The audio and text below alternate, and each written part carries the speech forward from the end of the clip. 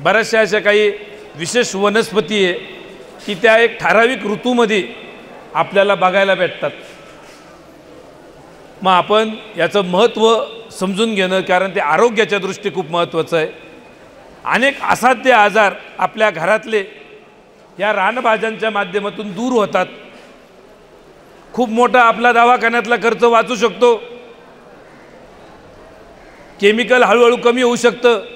मग ते पिकामध्ये फवारणारं पण आणि जे काय आपण गोळ्या औषधांच्या रूपात जे केमिकल पोटात जातं आहे, आणि आपल्या सर्व सेवेकऱ्यांनी तरी एक लक्षात ठेवलं पाहिजे, आपण ज्यावेळेस एखादी ॲलोपॅथिक गोळी घेतो त्याच्यामध्ये 98% 98% टॅल्कन पावडर राहते, 2% त्या औषधाचा अंश राहतो।